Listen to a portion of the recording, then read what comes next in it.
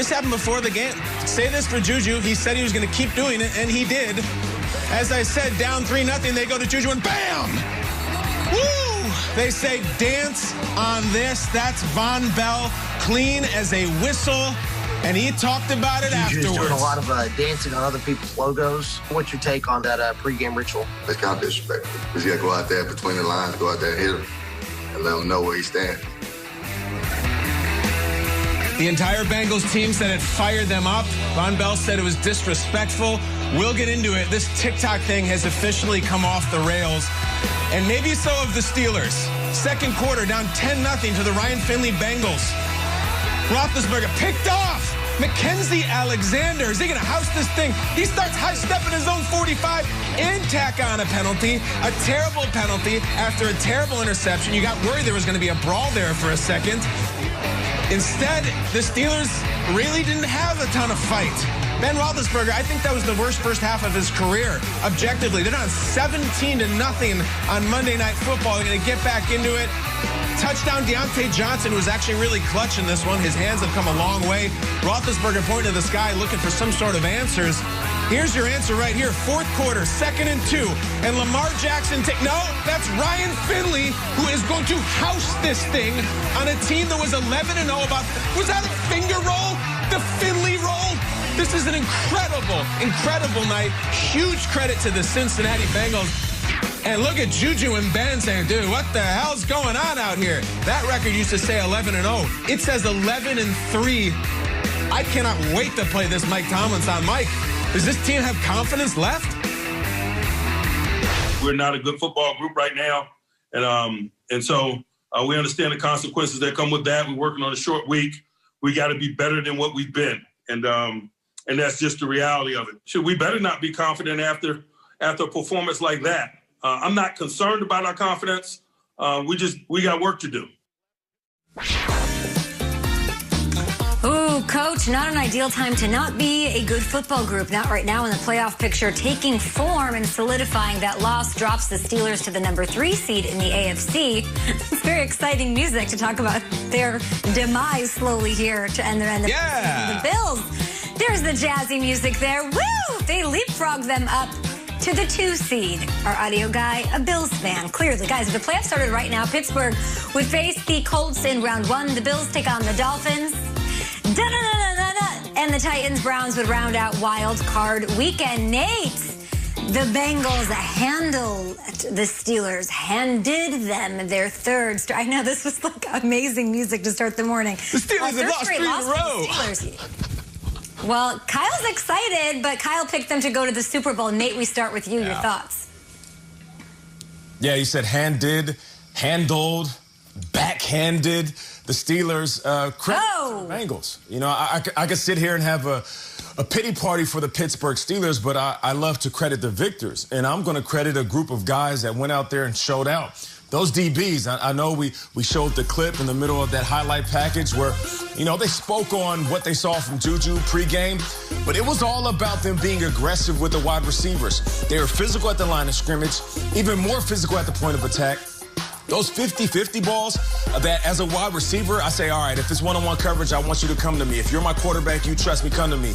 The DBs were more aggressive than the Steelers wide receivers. You know, they had 1 sack, but 9 hits on Big Ben. So the D-line was ferocious. They were making Big Ben uncomfortable. But even bigger number, 10 pass breakups. So, yeah, they had 1 interception, but they almost had about 3 or 4 picks in this game. So if I want to credit one group, I'm going to credit those DBs who showed up and made it very difficult for those wide receivers in Big Ben last night. Yeah, it's hard for us to come out this morning and be like, yeah, but the Steelers are injured and James Conner wasn't on the field and Bud Dupree's not there.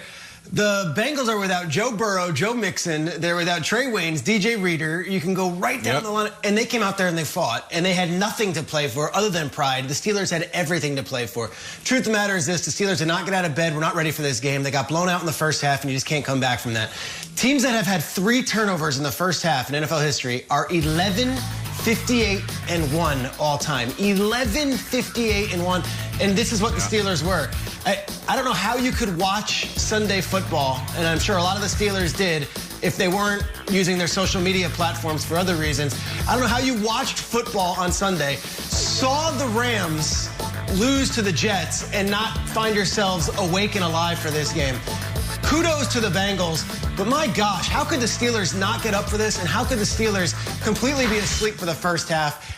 To me, it is panic button time for Pittsburgh. 3 straight losses and getting worse and worse each week. They ain't watching football, Peter. They ain't watching, because if they were, they would see how good the Browns and Ravens are right now, and they would see that they're about to blow this thing. Here's the deal. You can lose. There is a standard in Pittsburgh. There are losses, fine. You don't get embarrassed when you're a Pittsburgh Steeler. They don't run that company that way. Last night was embarrassing for a lot of reasons. The loss, the dancing thing that has now taken a very serious sort of meaningful turn. It's not cute anymore. Yeah. And also just the bad play. Listen, we said it last week. Do what you want. Mike Tomlin, why don't you shut this crap down? Because it's gone from letting players be their individual self, which I totally respect, to the other team is explicitly saying that it motivated us and pissed us off and had our whole sideline jumping up and down, and you're losing these games. So, Mike, enough of this crap. Enough of your brand and your TikTok, because then there's this. This is day 1 of training camp. Missed exchange snap with Ben Roethlisberger and Pouncey, who they've played about 500 games together. It's just bad. This looks like a terrible team in preseason, and this was the team that was going to go 16-0. I'll say this. Peter was talking a few weeks ago about the NFC East, how NFC playoff teams might behoove them to align themselves to play the NFC East winner in the playoffs. Is there anyone in the AFC who does not want to see the Steelers in the wild card round? I mean, anybody. Yeah. Anybody who gets in is like, hell, give me Pittsburgh now. I want them, because we will wax the floor with them. I don't want Tennessee, Cleveland, Baltimore, KC. I don't want it. Give me the Steelers. That's the way it looked like tonight. It's practically a bye. It was an embarrassing night. You're not wrong. No rhythm, no balance. The defense hasn't played up to their talent or their reputation level. I think they missed Dupree. I think they missed Devin Bush. It's showing some glaring holes on defense. What can this team hang their hat on? This is the 8th time in the last 9 games that the Steelers have failed to rush for 100 yards as a team. They got to figure this out if they want to make waves in the playoffs. I'll also say if the Steelers guys lose to the Colts, who look really good in the AFC right now, and the Browns beat the Jets, which they probably will, the Steelers and Browns, Week 17, that is for the AFC North title.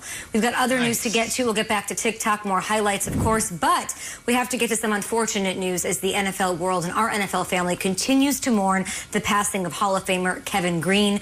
He passed away yesterday at the age of 58, playing 15 seasons in the league, a 5-time Pro Bowler. He finished his career 3rd all-time in sacks behind only Bruce Smith and Reggie White. A huge loss for our world, and the memories, the thoughts, the well wishes to his family, of course, pour out when we add ours here on Good Morning Football, Kyle. Yeah, this is a big one for me personally and for a lot of people. And I think it's a big one because Kevin Greene was more than a player. Kevin Greene was an idea. Kevin Greene was an archetype. He was the madman. It's a very rare person in the game who does this. And for a lot of kids to get into football or to get into pads and play football, it's not because they want to be Dan Marino or they want to be Randy Moss. It's not about touchdowns. It's because they want to grow their hair long, have huge muscles, and hit people. They want to scream and headbutt their teammates. Kevin Greene was not the golden boy. He wasn't, quote unquote, cool. He was terrifying, and that made him awesome. And the fact that then you team up with Roddy Piper and Ric Flair to take on the New World Order, that makes you a legend. Guys, I have a personal story. I'm wearing the Kevin Greene T-shirt today. A few years ago, I was going to do a piece in the New York Jets locker room at the end of the season. Kevin Greene was their linebackers coach at the time. And I wanted to wear a T-shirt to kind of endear myself to some of the Jets. It was the end of a really bad season, and I had a few different options I was going to wear just to break the ice when I interview them. I texted Josh McCown, who was with the Jets at the time, who might be the most respected player of this era. And I said, Josh, what should I wear? I got all these T-shirts. I got Joe Namath. I got young Jamal Adams. I got this Kevin Greene thing. He goes, wear the Kevin Greene. I go, really? He's like, the other ones are great. He said, the guys love KG. Wear KG, they will love you. I wear this T-shirt into the Jets locker room. Players were coming up to take a picture with me because I was wearing a Kevin Green. This is the linebackers coach. That's how much they loved him. There are so many people who got into football and played football because of guys just like Kevin Green. It's the rare madman, and he will be sorely missed.